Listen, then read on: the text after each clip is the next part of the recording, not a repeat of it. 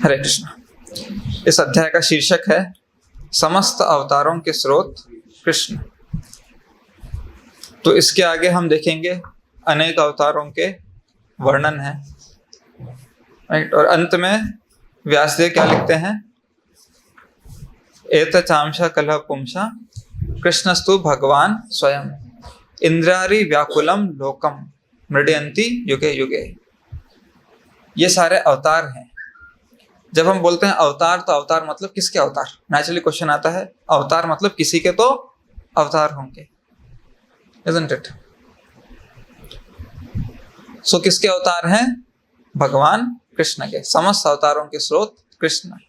अब इस तात्पर्य में बहुत विस्तृत तात्पर्य है, प्रभुपाद द्वारा दिया हुआ। बहुत सारी चीजें प्रभुपाद ने बताई हैं, बहुत सारी रोचक चीजें प्रभुपाद ने बताई हैं। एक सबसे इंपॉर्टेंट चीज जो प्रभुपाद यहाँ बताते हैं वो है अवतारों की पहचान कैसे होती है। कैसे होती है? इस शास्त्रों के अनुसार। अगर वैदिक प्रामाणिक वैदिक शास्त्रों में वर्णन है तो ही उनको अवतार माना जाएगा, अदरवाइज अवतार नहीं माना जाएगा। आप गूगल पर सर्च कीजिए कल्कि अवतार, अभी वर्तमान समय में जिंदा 4-5 अवतार मिलेंगे जो अपने आप को कल्कि घोषित करते हैं। इंडिया में है, यूरोप में है, यूएस में है। सब लोगों ने अपने ऊपर दायित्व लिया है इस विश्व को बचाने का है कि नहीं? अवतार क्यों आते हैं? इसलिए तो आते हैं। तो प्रभुपाद बताते हैं अवतार का उद्देश्य क्या है? पुनः धर्म की स्थापना करना। जिस तरह की परिस्थिति है, जिस तरह के लोग हैं, उसके अनुसार अवतार अपना ज्ञान या अपनी लीला प्रकट करेंगे और धर्म की स्थापना करेंगे। हिरण्यकशिपु के समय आवश्यकता थी वध करने की, तो वध किया नरसिंहदेव ने आके, करेक्ट है। लेकिन भगवान बुद्ध के समय वध करने की आवश्यकता नहीं थी, वध रोकने की आवश्यकता थी। लोग जो क्या कहते हैं गैर कानूनी तरीके से, अशास्त्रिक विधि से जीव हत्या कर रहे थे यज्ञ के नाम पे, और फिर उनको जिनको भी क्या कहते हैं मांसाहार करना था। सो वेदों के आदेश अनुसार यज्ञ की विधि है, यज्ञ में पशु बलि की विधि है। तो इसका बहाना लेके लोग क्या कहते हैं पशु हत्या कर रहे थे और मांसाहार कर रहे थे। सो भगवान बुद्ध वहाँ अस्त्र लेकर हत्या करने नहीं, जो लोग अस्त्र लेकर हत्या कर रहे थे उनको रोकने के लिए आए। फिर चैतन्य महाप्रभु आए तो हरिनाम संकीर्तन देके सबका उद्धार करने के लिए आए। सो जब जहाँ जैसी आवश्यकता होती है उस तरह से अवतार जो हैं वे आते हैं, उस तरह से उस स्थिति में धर्म की स्थापना करते हैं। तो अब अलग अलग अवतार हैं, असंख्य अवतार हैं। जैसे अभी हम देख रहे थे यहाँ पर बताया गया है,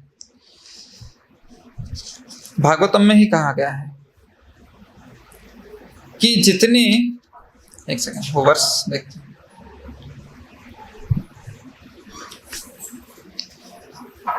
एक समुद्र में या एक क्या कहते हैं जल के स्रोत में जितनी लहरें होती हैं उतने भगवान के अवतार होते हैं।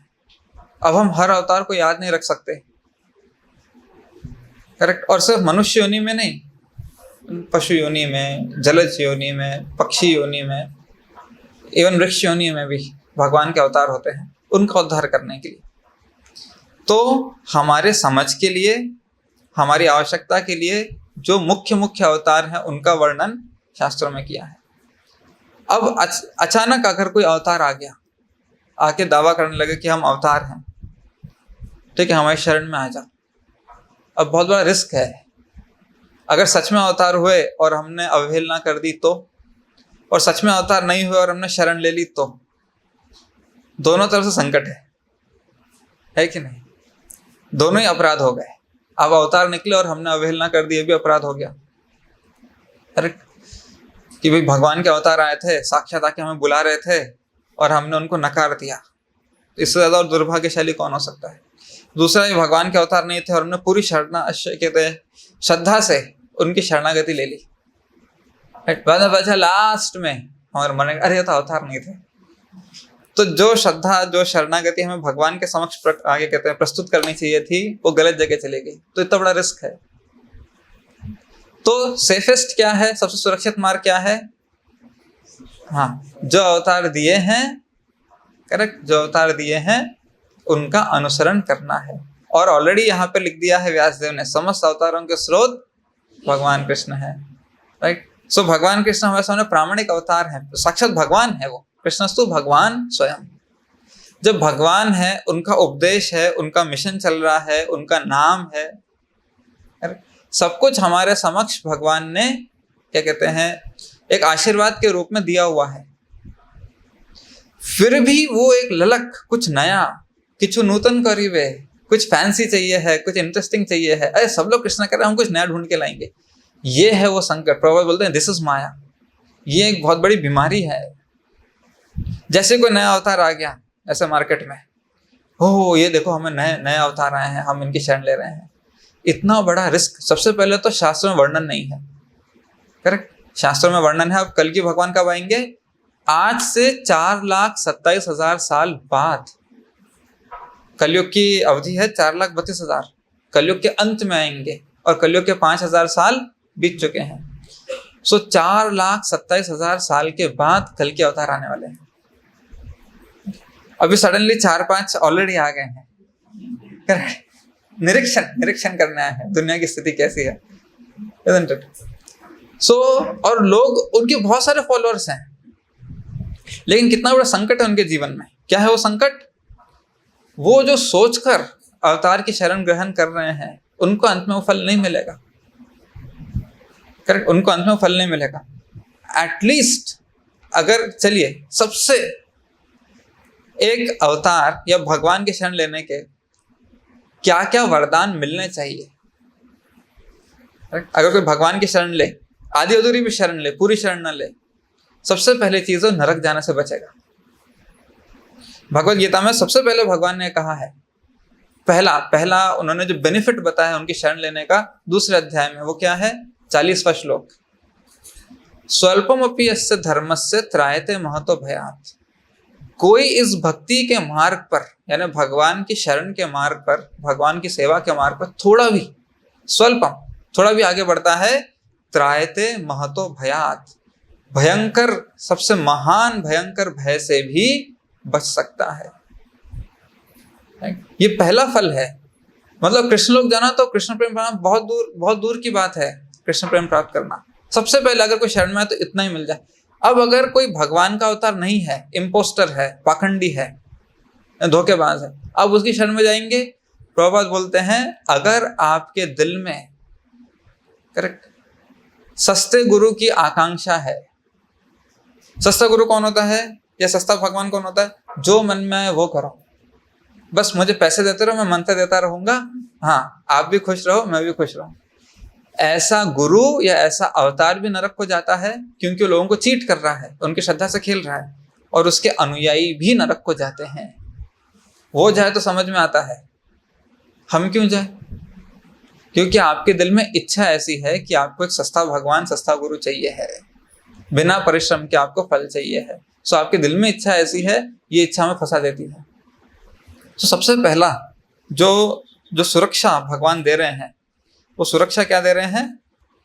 कि आप नरक जाने से बच जाओगे, यमदूतों के चुंगल में फंसने से बच जाओगे।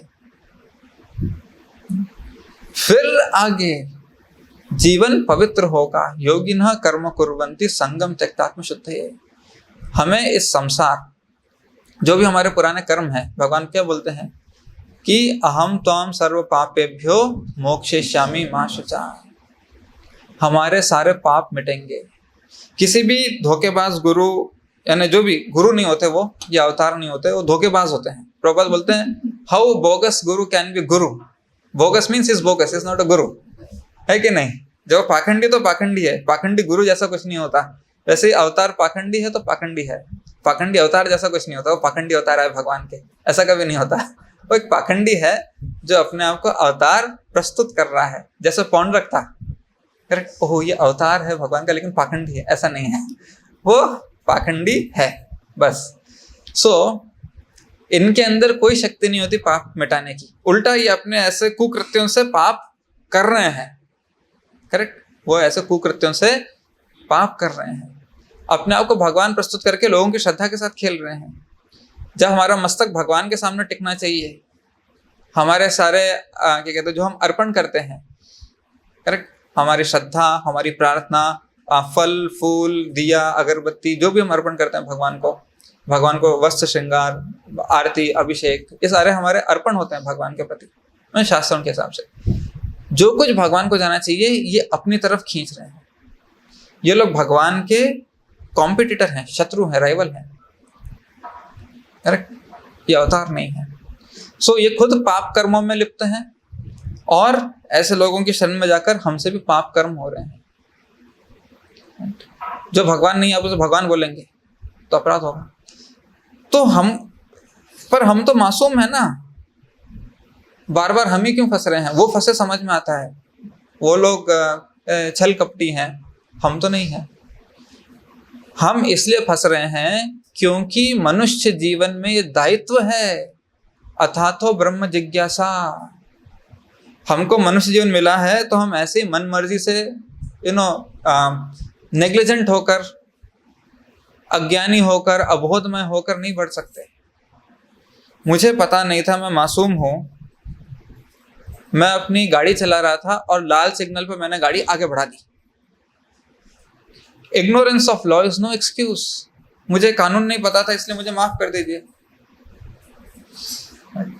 तो ट्रैफिक पुलिस वाले ने रोक लिया आपको, अब उसने 1000 रुपए का ऐसे चालान फाड़ दिया। नहीं, जब मैं गाड़ी चला रहा था आपने पहले आके क्यों नहीं बताया? ये ट्रैफिक पुलिस का काम नहीं है।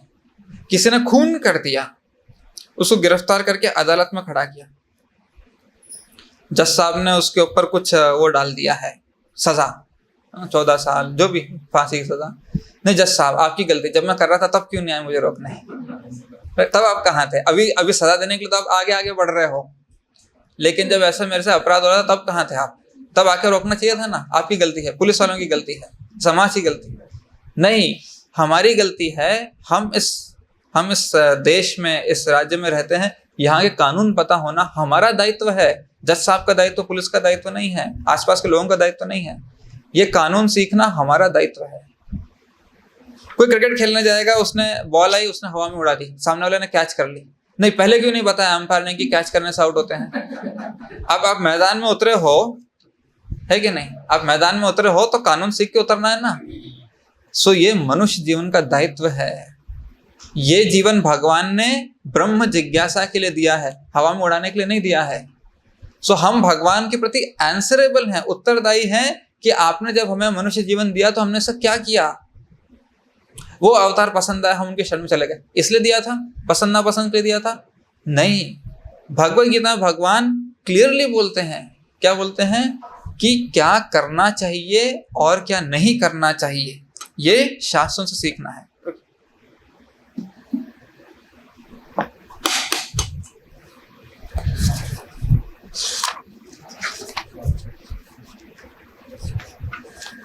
Yes, here we are. तस्मात् शास्त्रम प्रमाणम ते कार्य कार्य व्यवस्थितौ। तस्मात् शास्त्रम प्रमाणम ते, हमें शास्त्र के प्रमाण के आधार पर निर्धारित करना चाहिए। अतः मनुष्य को यह जानना चाहिए कि शास्त्रों के विधान के अनुसार क्या कर्तव्य है और क्या अकर्तव्य है, कार्य अकार्य दोनों बताया है, व्यवस्थितौ। ठीक है। सो ज्ञात्वा शास्त्र विधानोक्तम कर्म कर्तुम इहार्हसि, उसे ऐसे विधि विधानों को जानकर कर्म करना चाहिए जिससे वह क्रमशः ऊपर उठ सके। ये भगवान के मुख से निकले वचन है। सो हमारी रिस्पॉन्सिबिलिटी है, हमारी जिम्मेदारी है, हमारा दायित्व है कि हम इसका अनुसरण करें। राइट? हमें नहीं पता था तो पता क्यों नहीं किया? करेक्ट, पता क्यों नहीं किया? जैसे गाड़ी चलाने के पहले टेस्ट होता है ना, फिर लाइसेंस मिलता है। कोई डॉक्टर बनता है तो पहले एग्जाम होता है उसका मेडिकल कॉलेज में, फिर उसको डॉक्टरी प्रैक्टिस करने का सर्टिफिकेट मिलता है। ऐसा मनुष्य जीवन में भी होना चाहिए, है कि नहीं? हाँ, पहले गीता लाइफ कोर्स कंप्लीट करो, उसके बाद आपको मनुष्य जीवन जीने का सर्टिफिकेट मिलेगा। यस और नो? लेकिन ऐसा नहीं है। क्यों? ये भगवान बहुत दयालु हैं, इनको इनकी इच्छा पूरी करने दो। ठीक है। दयालु कौन नहीं है? माया देवी दयालु नहीं है, यमदूत दयालु नहीं है। करेक्ट।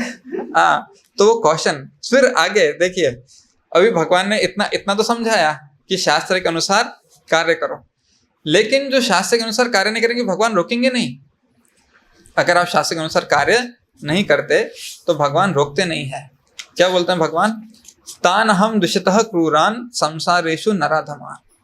जो लोग ईर्ष्यालु तथा क्रूर हैं और नराधम हैं, उन्हें मैं निरंतर विभिन्न आसुरी योनियों में भवसागर में डालता रहता हूँ। हे कुंती पुत्र, ऐसे व्यक्ति आसुरी योनि में बारंबार जन्म ग्रहण करते हुए कभी भी मुझ तक नहीं पहुंच पाते। वे धीरे धीरे अत्यंत अधम गति को प्राप्त होते हैं। सो भगवान ने ये पूरा ज्ञान, राइट, पूरे की पूरी व्यवस्था दी है कि हम इस मनुष्य जीवन का सदुपयोग कैसे करें।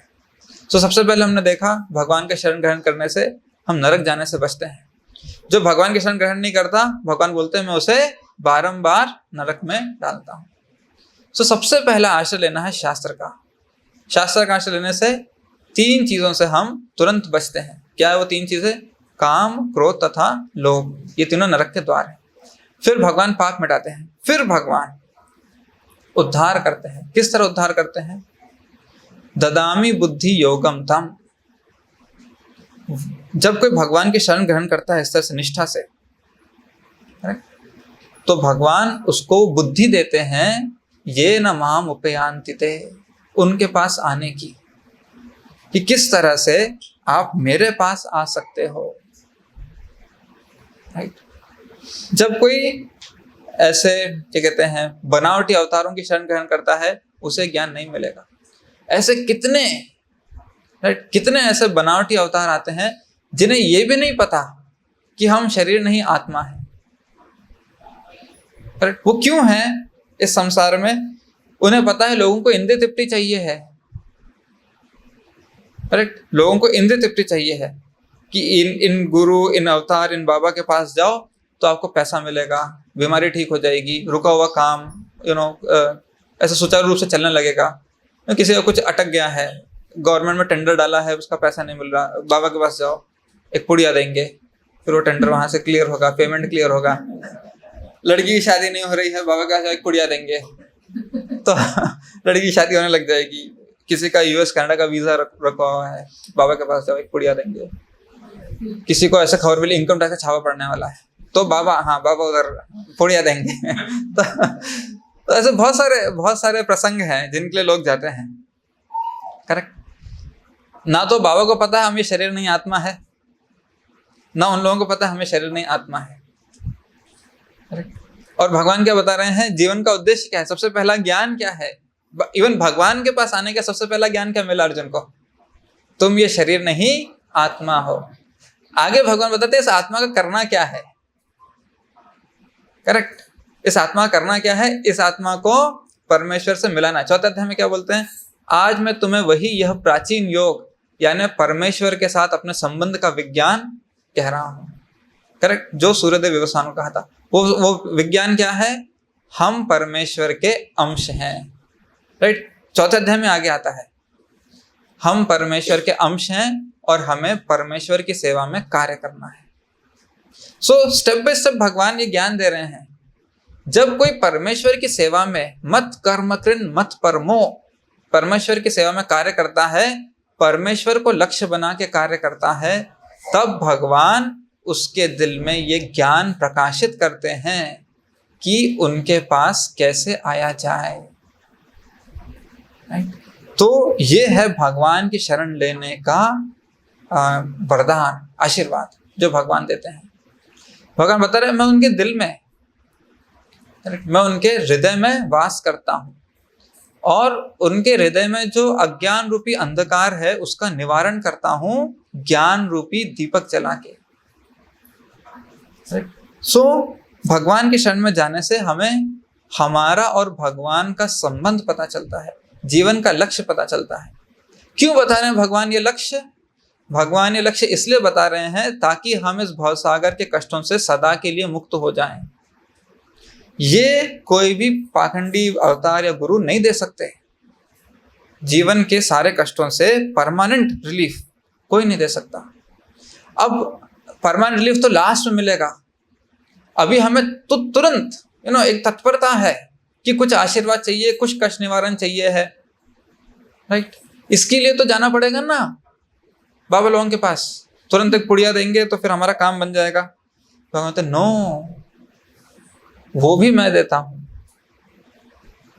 अनन्यास चिंतयन्तो माम ये जना पर्युपासते तेषाम नित्याभियुक्तानाम योगक्षेमम वहाम्यहम्। जो मेरी शरण में आता है, अनन्य भाव से मेरी शरण में आता है, श्रद्धा से मेरी पूजा करता है, उसके योगक्षेमम वहाम्यहम्। जो भी उसके पास कमी है उसे मैं पूरा करता हूं। करेक्ट। ऐसा नहीं कि आप मर जाओगे फिर सड़ जाओगे फिर मैं वो कमी पूरी करूंगा, अभी इसी जन्म में यहीं पर। और जो कुछ उसके पास है उसका संरक्षण करता हूं, राइट। तो भगवान की शरण लेना कभी भी क्या कहते हैं, लॉस में नहीं है, नुकसान में नहीं है। ओ हम भगवान की शरण लेंगे फिर हम मर जाएंगे तब मोक्ष मिलेगा, तब तक अभी हमारा क्या होगा। अभी भगवान बोलते हैं, एक और श्लोक है वही बताता हूं। अभी क्या बोल रहे हैं भगवान, इसमें 9वें अध्याय का 22वां श्लोक है। भगवान बता रहे हैं जो भी आपके पास है उसकी रक्षा करूंगा और जो कुछ कमी है उसकी मैं आपूर्ति करूंगा। मरने का तो तब देखेंगे, अभी टाइम है, अभी तुरंत क्या चाहिए वो। और 18वें अध्याय में एक श्लोक है, भगवान बोलते हैं मत चित्ता सर्व दुर्गाणी मत प्रसादा तरिष्यसि। उसका अनुवाद प्रभुपाद बहुत अच्छे से देते हैं। ठीक है, कभी कभी लोग सोचते हैं ठीक है भगवान किसने देखे हैं और मरने के बाद क्या होगा, अभी इंस्टेंट हमें जो चाहिए वो कैसे मिलेगा। देखिए, यदि तुम मुझसे भावना भावित होगे तो मेरी कृपा से तुम बद्ध जीवन के सारे अवरोधों को लांघ जाओगे, राइट। सारे अवरोधों को लांघ जाओगे। तो कब, मरने के बाद नहीं, अभी बद्ध जीवन के, करेक्ट। सो भगवान बोल रहे हैं बद्ध जीवन के सारे अवरोधों को लांघ जाओगे, क्योंकि ऐसा कोई भी अवरोध नहीं है जीवन में जो भगवान की क्षमता के परे हो, करेक्ट। भगवान के एक रोमकूप से पूरा ब्रह्मांड निकलता है। अब ब्रह्मांड में कितने अवरोध होंगे, एक रोमकूप में एक सांस में घुस जाएंगे अंदर, है कि नहीं। और वो महाविष्णु के शरीर से, और भी हम पढ़ रहे हैं महाविष्णु तो भगवान के अंश हैं। तो भगवान कृष्ण बोल रहे हैं मेरे अंश के अंश महाविष्णु हैं, उनके रूपकूप से तो पूरा ब्रह्मांड उसके अवरोध निकलते हैं, अंदर घुस जाते हैं एक सांस में। मेरी पोजीशन समझो, मेरे अंश के अंश में इतनी पावर है, राइट। मेरी फुल पावर क्या होगी, मेरा फुल वैभव क्या होगा। सो इस तरह से भगवान समझाते हैं कि इस भौतिक जीवन के भी सारे कष्टों में भगवान साथ देंगे, और हमारे मरने के उपरांत भगवान बोलते हैं मेरे पास आने का जो ज्ञान है, जो बुद्धि है, ददामि बुद्धि योगम तम ये न माम उपयन्ति, वो भी मैं दूंगा। अब एक और प्रश्न आता है इसके बाद, क्या प्रश्न आता है, भगवान ने सब कुछ दे दिया, करेक्ट, नरक जाने से बचा लिया, पापों से मुक्ति मिल गई, संसार से वैराग्य आ गया, भगवान की भक्ति भी जागृत हो गई है, उनके पास इस संसार में जो कष्ट है उनका निवारण भी दे रहे हैं भगवान, जाने की बुद्धि भी दे रहे हैं, लेकिन हमें समझ नहीं आया तो, करेक्ट। हर कोई उतना बुद्धिमान भी नहीं है। भाई लगन से सेवा करना एक चीज है, ज्ञान से पूरे क्या कहते हैं स्क्रूटिनाइजिंगली उसको बहुत विधिवत तरीके से गहराई से उसको पढ़ना, समझना, उसको आत्मसात करना हर एक के बस का नहीं है। लेकिन उसे श्रद्धा से, निष्ठा से भगवान की सेवा की है, प्रेम से सेवा की है, तो भगवान क्या बोलते हैं लास्ट में, आपको कुछ समझ नहीं आया तो भी तेषाम अहम समुद्धरता मृत्यु संसार सागरात् भवामि न चिरात् पार्था मयि आवेशित चेतसाम। मैं आकर लेकर जाऊंगा। कृष्ण मुझे कुछ समझ नहीं आ रहा, मेरा अंत समय आ गया है, कहाँ जाना है, कैसे जाना है, आपने बुद्धि तो दी है लेकिन पल्ले नहीं पड़ रही। ओ नो प्रॉब्लम, मैं आता हूं, लेकर जाता हूं। उसकी भी चिंता नहीं करनी है, सिर्फ दो चिंता होनी चाहिए। क्या चिंता? नारद मुनि ने बताया, नारद पांचरात्र में फॉर्मूला बताया है। क्या है वो फॉर्मूला? हमारी बस एक ही चिंता है, वो एक चिंता को दो तरीके से बताया है। क्या है वो चिंता हमारी? Always remember Krishna, never forget Krishna, correct. सदा कृष्ण का स्मरण हो, कभी कृष्ण की विस्मृति ना हो। इतनी हमें चिंता करनी है। बाकी सारी चिंताएं अभी तक हमने जितने भी भगवान के दिए हुए वचन देखे हैं, ये सारी चिंताएं भगवान की हैं। योगक्षेमम, वहां में हम भगवान सोच रहे हैं उसे क्या चाहिए है, इसकी रक्षा कैसे करूं। अरे प्रहलाद महाराज को देखिए, चिंता कर रहे थे, ओ इतनी ऊंची खाई से फेंक रहे हैं, करेक्ट, नीचे गद्दा बिछा होगा नहीं बिछा होगा, कोई चिंता नहीं करते। उनकी ये चिंता है विष्णु का स्मरण नहीं जाना चाहिए। बाकी चिंता किसकी है? भगवान विष्णु की है कि नहीं? उनका स्मरण ये है, उनकी चिंता ये है कि भगवान का स्मरण नहीं जाना चाहिए मेरे दिल से, isn't it? फिर never forget, always remember Krishna, never forget Krishna. स्मर्तव्य सततम विष्णु, विस्मर्तव्य न जातुचित, सर्व शास्त्र विधि निषेध एतयोर एव किंकरः। नारद मुनि बताते हैं ये, स्मर्तव्य सततम विष्णु, सदैव भगवान विष्णु का चिंतन हो, उनका स्मरण हो। विस्मर्तव्य न जातुचित, कभी भी उनका विस्मरण नहीं होना चाहिए। सर्व शास्त्र विधि निषेध, सारे शास्त्रों में जो भी विधि निषेध दिए हैं, विधि मतलब क्या करना चाहिए, निषेध मतलब क्या नहीं करना चाहिए, जितने भी विधि विधान, जितने भी निषेध दिए हैं, rules and regulations, dos and don'ts बोलते हैं ना, एते और एव किंकरः, किंकरः मतलब इनके दास हैं। ये दो सिद्धांतों के दास हैं। क्या है वो दो सिद्धांत? सदैव विष्णु का चिंतन हो, कभी भी विष्णु का विस्मरण ना हो। ऑलवेज रिमेंबर कृष्णा, प्रभुपाद बताते हैं नेवर फॉरगेट कृष्णा। जितने विधि विधान है इन दोनों सिद्धांतों के दास है, यानी ये सारे शास्त्रों की विधि निषेध जो हैं हमें इस तरफ ले जाने चाहिए, इसमें सहायता देनी चाहिए। अगर कोई विधि विधान ऐसा है जो इसमें सहायता नहीं करता, जो हमें विष्णु शरण में आगे प्रोत्साहन नहीं देता या सहायता नहीं करता है, उसको नकार देना चाहिए। उसे कैतव धर्म कहा जाता है। तो इस तरह से बताया गया है कि सारे शास्त्रों के विधि निषेध जो हैं वो भगवान कृष्ण का स्मरण करने के लिए और उनको न भूलने के लिए दिए गए हैं। और अगर कोई इस तरह से भूल के इन सब विधि विधानों का पालन करेगा, कुछ पुण्य मिलेगा, लेकिन उसको जीवन का परम लक्ष्य नहीं मिलेगा। ये भगवान नौवें अध्याय में बताते हैं कि लोग यज्ञ करते हैं, तपस्या करते हैं, दान पुण्य करते हैं, बहुत सारी चीजें करते हैं, लेकिन अंत में वो मुझे मिस करते हैं। देखिए, जैसे हम क्विकली थोड़ा सा एक नजर घुमाएंगे उस पर। देखिए 16वें श्लोक में भगवान बता रहे हैं, किंतु मैं ही कर्मकांड, मैं ही यज्ञ, पितरों को दिया जाने वाला तर्पण, औषधि, दिव्य ध्वनि, मंत्र, घी, अग्नि तथा आहुति हूं। भगवान बोल रहे हैं लोग यज्ञ करते हैं, अलग अलग प्रकार के यज्ञ करते हैं, उसमें कर्म कांड यानी जो विधि है वो मैं हूँ, यज्ञ मैं हूँ, पितरों को दिए जाने वाला तर्पण, जो औषधियाँ या आहुतियाँ पड़ती हैं यज्ञ में, घी, दिव्य मंत्र, आहुति, अग्नि, ये सारी चीजें मैं हूँ। लेकिन लोग मुझे साइड में करके, मुझे नकार के ये यज्ञ विधियां करते हैं। फिर आगे भगवान बोलते हैं, मैं इस ब्रह्मांड का पिता, माता, आश्रय तथा पितामह हूं। मैं ज्ञेय यानी जानने वाला, शुद्धिकर्ता तथा ओमकार हूं। बिना ओमकार के वैदिक मंत्रों का उच्चारण नहीं होता। सो भगवान ओमकार है। लेकिन लोग कृष्ण का स्मरण नहीं करेंगे। जब ओमकार का उच्चारण करेंगे लोग कृष्ण का स्मरण नहीं करेंगे। करेक्ट। जब लोग आहुति देंगे लोग कृष्ण का स्मरण नहीं करेंगे। उसके बाद आगे, मैं ऋग्वेद, सामवेद तथा यजुर्वेद भी हूं। अब देखिए 18वां श्लोक 9वें अध्याय का, मैं ही लक्ष्य। भगवान बोल रहे हैं यज्ञ का लक्ष्य कौन होना चाहिए? कृष्ण होना चाहिए। करेक्ट। यज्ञ की विधि कृष्ण से आई है। कृष्ण बोलते हैं मैं विधि हूँ, मैं मंत्र हूँ, मैं आहुति हूँ, अग्नि हूँ, सारे उपचार हूँ, मैं ही ये तीनों वेद हूँ, मैं ही ओमकार हूँ, सब कुछ मैं हूँ, लक्ष्य भी मैं हूँ। लेकिन लोग ये सारी चीजें करेंगे, मुझे साइड में रख के दिल मिस। करेक्ट। मैं ही लक्ष्य पालन करता, स्वामी, साक्षी, धाम, शरण से तला तथा अत्यंत प्रिय मित्र हूँ। मैं सृष्टि तथा प्रलय, सबका आधार, आश्रय तथा अविनाशी बीज भी हूँ।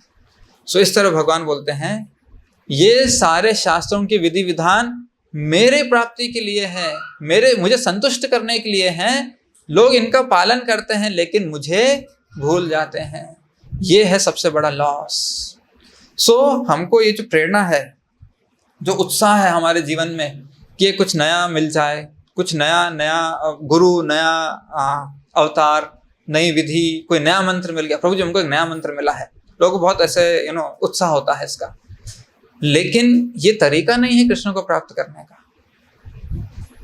करेक्ट, ये तरीका नहीं है। भगवान ने कभी बताया गीता में, अपने अंतरात्मा की आवाज सुनो, वहां से एक फीलिंग आएगी, उस फीलिंग से आपको एक मंत्र मिलेगा, फिर उस मंत्र का अर्जुन तुम उच्चारण करो।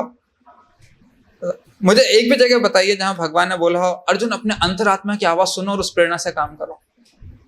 हमने अभी इतने श्लोक देखे, भगवान बोलते मेरी बात सुनो, मेरी शरण में आओ, करेक्ट, मेरे आदेश अनुसार कार्य करो तो पार लगोगे। लेकिन माया देवी क्या करती है, हमें एक अहंकार देती है, अरे अपना भी तो कुछ होना चाहिए, सब कुछ कृष्णा कृष्णा कृष्णा। भगवान बोले सब कुछ मैं ही हूं, करेक्ट, नहीं आपका खुद का क्या है। फिर ऐसे लोग बनते हैं अवतार और अवतारों के फॉलोअर्स, और यमदूत ऊपर से वेट कर रहे हैं, हाँ बस थोड़े दिन और मैं आ रहा हूं, करेक्ट। हाँ, और हम लोग फॉलो करते हैं परंपरा पद्धति, प्रामाणिक गुरु, और यहां से सीधा भगवत धाम जाते हैं। देखिए, just to close, before we close, Prahlad Maharaj एक बहुत ही इंटरेस्टिंग चीज, बहुत क्या कहते हैं, बोधक ज्ञान दे रहे हैं। जब भगवान नरसिम्हदेव आए, हिरण्यकश्यप का वध हुआ, फिर उन्होंने बोला कि वरदान मांगो, करेक्ट, जैसे ऐसे ब्रीफ में बता रहा हूँ। सो प्रहलाद महाराज ने बोला मुझे अपने लिए कुछ नहीं चाहिए है, लेकिन उन्होंने एक चीज बोली उनको। जब प्रहलाद महाराज बोलते हैं मुझे अपने लिए कोई चिंता नहीं है, करेक्ट, मैंने तो आपका आश्रय लिया है, मुझे किनकी चिंता है, जिन लोगों ने आपका आश्रय नहीं लिया है, करेक्ट, जो आपके प्रति विमुख हैं, उनके प्रति मैं चिंतित हूं कि ये उनका उद्धार कैसे होगा। लेकिन फिर भी मुझे अपने लिए एक आशीर्वाद चाहिए। क्या है वो एक आशीर्वाद जो प्रहलाद महाराज अपने लिए मांग रहे हैं? उन्होंने कोई भौतिक चीज नहीं मांगी, सिर्फ एक चीज मांगी। क्या मांगी? कि सोहम कथम न विसृजे तव भृत्य सेवा। सो हम मतलब मैं, विसृजे मतलब भूलूं, न विसृजे मतलब कभी ना भूलूं, तव भृत्य सेवा, मैं आपके जो भृत्य हैं, आपके जो सेवक हैं नारद मुनि, जो मेरे गुरु हैं, जिन्होंने मुझे ये भगवत भक्ति का आशीर्वाद दिया है, वरदान दिया है, उनकी सेवा कभी ना भूलूं। इतना मैं आपसे सिर्फ एक वरदान चाहता हूं। एवं जन्म निपतितम प्रववाहि कूपे, मैं जन्म जन्मांतर तक इस कूप में, अंधकार में कूप में घूम रहा था, राइट, तब नारद ऋषि ने आके मुझे बचाया है। उन्होंने मुझे अपना शिष्य रूप में मतलब मुझे शिष्य के रूप में चुना, और इस ज्ञान से, उनके आशीर्वाद से इस भवसागर से उद्धार किया है। सो मैं आपसे वरदान मांगता हूँ, आपसे प्रार्थना करता हूँ कि मैं कभी भी उनकी सेवा, उनका सानिध्य, या ना उनकी शरणागति कभी ना भूलूं। इस तरह वो वरदान मांग रहे हैं। So always remember Krishna, never forget Krishna. और प्रहलाद महाराज क्या सबक सिखा रहे हैं? Always remember Prabhupada, never forget Prabhupada. ये है हमारे यहाँ संसार से पार लगने का एकमात्र उपाय, one and only solution, one and only way. इसके अलावा कोई भी रास्ता में पार नहीं लगाएगा। जब भगवान ने वो रस्सी डाली है कुएं में फंसे हुए लोगों के लिए, भगवान ने ऊपर से एक रस्सी डाली है, वही एकमात्र रास्ता है कुएं से निकलने का। आप यहाँ पर कितने भी अंतरात्मा की प्रेरणा से कितने भी मंत्र बना लीजिए, कितने विधि विधान बना लीजिए, कितने भी अवतार बना लीजिए, सारे के सारे कुएं के अंदर ही हैं। कुएं से बाहर निकलने के लिए बाहर से आने वाली रस्सी पकड़नी पड़ती है। भगवान ने वो एकमात्र रस्सी जो भेजी है वो है हिज डिवाइन ग्रेस, ऐसी भक्तिवेदांत स्वामी श्रील प्रभुपाद। भगवान ने उनको भेजा है, इनका उद्धार करके लाओ। सो हमारे लिए रास्ता एकदम स्पष्ट है, एकदम क्लियर, एकदम सटीक है, राइट, एकदम सटीक है। सो हमारे लिए डाउट की कोई गुंजाइश नहीं है। इस तरह हम जाते हैं यहां से कृष्ण लोक, इस तरह हम जाते हैं यहां से कृष्ण लोक। ठीक है, सो विल स्टॉप हियर। ग्रंथ श्रीमद् भागवतम की जय, श्रील प्रभुपाद की जय। हरे कृष्ण।